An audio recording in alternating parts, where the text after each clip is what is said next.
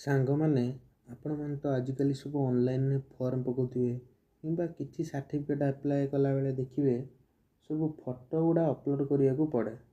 ବିଭିନ୍ନ ଆଜିକାଲି ତ ଫଟୋ ଯେକୌଣସି ପରୀକ୍ଷାରେ ଆପଣ ଫର୍ମ ପକାନ୍ତୁ ଦେଖିବେ ଫଟୋ ଅପଲୋଡ଼ କରିବାକୁ ପଡ଼ିବ। ସେଥିରେ କ'ଣ ହୁଏ ନା ଯେଉଁ ଫଟୋ ଆମେ ଅପଲୋଡ଼ କରନ୍ତି ସେଠି ସବୁ ତଳେ ଲେଖା ଥାଏ ଫଟୋଟା ଏଇ ବ୍ୟାକ୍ଗ୍ରାଉଣ୍ଡ ନାଲା ବ୍ୟାକ୍ଗ୍ରାଉଣ୍ଡରେ ହେଇଥିବା ଦରକାର, ବ୍ଲାକ୍ ବ୍ୟାକ୍ଗ୍ରାଉଣ୍ଡ, ହ୍ୱାଇଟ୍ ବ୍ୟାକ୍ଗ୍ରାଉଣ୍ଡ ସବୁ ଦେଖିଥିବେ ମାଗୁଥିବ। ଦେଖନ୍ତୁ ଆପଣ ମୋବାଇଲରେ ଫଟୋ ଉଠାନ୍ତୁ କିମ୍ବା ଆପଣଙ୍କ ପାଖରେ ଷ୍ଟୁଡ଼ିଓ ଫଟୋ ଥାଉ, ଯେକୌଣସି ବ୍ୟାକ୍ଗ୍ରାଉଣ୍ଡର ଫଟୋ ହେଇଥାଉ, ଯଦି ଯେକୌଣସି ବ୍ୟାକ୍ଗ୍ରାଉଣ୍ଡର ଫଟୋକୁ ଯଦି ଆପଣଙ୍କ ମନ ଇଚ୍ଛା ବ୍ୟାକ୍ଗ୍ରାଉଣ୍ଡ ଚେଞ୍ଜ କରିପାରିବେ। ଠିକ୍ ଅଛି, ଦେଖନ୍ତୁ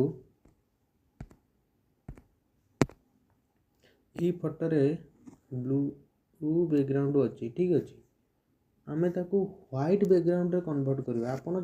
ଆପଣ ମନ ଇଚ୍ଛା ଯାହା ଚାହିଁବେ ସେଇ ବ୍ୟାକ୍ଗ୍ରାଉଣ୍ଡ କରିପାରିବେ, କିଛି ଅସୁବିଧା ନାହିଁ।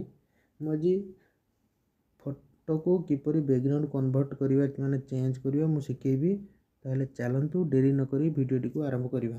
ତ ସାଙ୍ଗମାନେ ଫଟୋର ବ୍ୟାକ୍ଗ୍ରାଉଣ୍ଡ ଚେଞ୍ଜ କରିବା ପାଇଁ ନିଜର ଗୁଗଲ୍ କ୍ରୋମ୍ ବ୍ରାଉଜର୍ ଖୋଲିକି ସର୍ଚ୍ଚ କରିବେ ରିମୁଭ୍ ବିଜି ମାନେ ବ୍ୟାକ୍ଗ୍ରାଉଣ୍ଡ। ଠିକ୍ ଅଛି, ରିମୁଭ୍ ବିଜି ଲେଖି ସର୍ଚ୍ଚ କଲା ପରେ ଦେଖନ୍ତୁ ରିମୁଭ୍ ବିଜି ଲେଖି ସର୍ଚ୍ଚ କଲା ପରେ ପ୍ରଥମେ ଯେଉଁ ୱେବସାଇଟ୍ ପଳେଇ ଆସିବ ସେଠି କ୍ଲିକ୍ କରନ୍ତୁ। କ୍ଲିକ୍ କଲା ପରେ ୱେବସାଇଟ୍ ଓପନ୍ ହେଇଯିବ। ଦେଖନ୍ତୁ କ୍ଲୋଜ୍ ଦେଖି ଅପଲୋଡ଼ ଇମେଜ୍, ଆପଣଙ୍କର ଯେଉଁ ଫଟୋରେ ବ୍ୟାକ୍ଗ୍ରାଉଣ୍ଡ ଚେଞ୍ଜ କରିବା କଥା ସେ ଫଟୋଟିକୁ ଅପଲୋଡ଼ କରନ୍ତୁ। ଯେକୌଣସି ବ୍ୟାକ୍ଗ୍ରାଉଣ୍ଡ ହେଇଥାଏ ନା କାହିଁ କେଉଁଠି ଗଛ ପାଖରେ ଉଠାନ୍ତୁ, ନଈ ପାଖରେ ଉଠାନ୍ତୁ, ଆପଣଙ୍କର ବ୍ୟାକ୍ଗ୍ରାଉଣ୍ଡ ଅଟୋମେଟିକ୍ ଚେଞ୍ଜ ହେବ। ଅପଲୋଡ଼ ଫଟୋ ଉପରେ କ୍ଲିକ୍ କରି ଫଟୋଟି ସିଲେକ୍ଟ କଲା ପରେ ଦେଖନ୍ତୁ ସେ ଅଟୋମେଟିକ୍ ଏଇଭଳିଆ ଲୋଡ଼୍ ନେଇଯିବ। ଦେଖନ୍ତୁ ଅଟୋମେଟିକ୍ ତା ବ୍ୟାକ୍ଗ୍ରାଉଣ୍ଡ ହଟିଗଲା। ତାପରେ କ'ଣ କରିବେ ନା ଏଇଠି ଦେଖନ୍ତୁ ଏଇଠି ଗୋଟେ ଅପସନ୍ ଲେଖା ହେଇଛି ବ୍ୟାକ୍ଗ୍ରାଉଣ୍ଡ।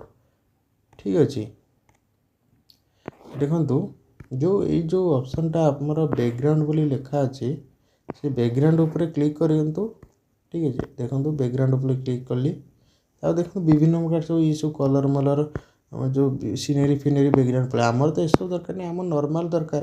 ଦେଖନ୍ତୁ ଆଉ ଡାହାଣ ପଟ ସାଇଡ଼୍ରେ ଏଠି କଲର୍ ବୋଲି ଗୋଟେ ଅପସନ୍ ଅଛି।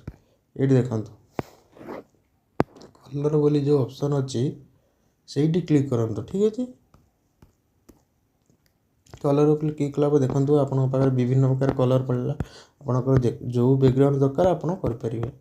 ଠିକ୍ ଅଛି, ଆମର ଦେଖନ୍ତୁ ଆମର ହ୍ୱାଇଟ୍ ଦରକାର। ହ୍ୱାଇଟ୍ ଉପରେ କ୍ଲିକ୍ କଲା ପରେ ଏଇଠି ଉପରେ ଡନ୍ ମାରନ୍ତୁ। ଏଠି ଡନ୍ ସିଲେକ୍ଟ କରନ୍ତୁ। ଡନ୍ ସିଲେକ୍ଟ କଲା ପରେ ଦେଖନ୍ତୁ ଆମର ହ୍ୱାଇଟ୍ କଲର୍ରେ ହେଇଗଲା ବ୍ୟାକ୍ଗ୍ରାଉଣ୍ଡ। ଆମେ ତାକୁ କେମିତି ସେଭ୍ କରିବା ଗ୍ୟାଲେରୀରେ ନା ଏଇଠି ଦେଖନ୍ତୁ ଡାଉନଲୋଡ଼ ଲେଖା ହେଇଛି। ଡାଉନଲୋଡ଼ HD ଉପରେ କ୍ଲିକ୍ କରିବେନି, କାହିଁକିନା ଏଥିପାଇଁ ପଇସା ଦେବାକୁ ପଡ଼ିବ। ଆମର ନର୍ମାଲ୍ ଡାଉନଲୋଡ଼ ଉପରେ କ୍ଲିକ୍ କରନ୍ତୁ। ତ ସାଙ୍ଗମାନେ ଏଇଆ ଥିଲା ଆଜିର ଭିଡ଼ିଓ।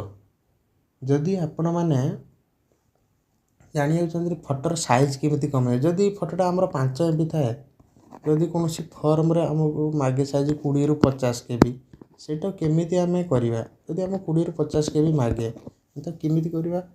ଦେଖନ୍ତୁ ମୋ ଭିଡ଼ିଓ ଉପରେ ଗୋଟେ ଲିଙ୍କ୍ ଆସିଲା, ସେଇଠି କ୍ଲିକ୍ କରିକି ଜାଣିପାରିବେ ଆପଣମାନେ କେମିତି ଫଟୋର ସାଇଜ୍ କମେଇବେ। ଠିକ୍ ଅଛି, ଧନ୍ୟବାଦ। ମୋ ଭିଡ଼ିଓରେ ଡେସ୍କ୍ରିପସନ୍ରେ ବି କିଛି ଇମ୍ପୋର୍ଟାଣ୍ଟ ଭିଡ଼ିଓର ଲିଙ୍କ୍ ଦେଇଛି, ଆପଣ ଚାହିଁଲେ ଚେକ୍ କରିପାରିବେ। ଧନ୍ୟବାଦ।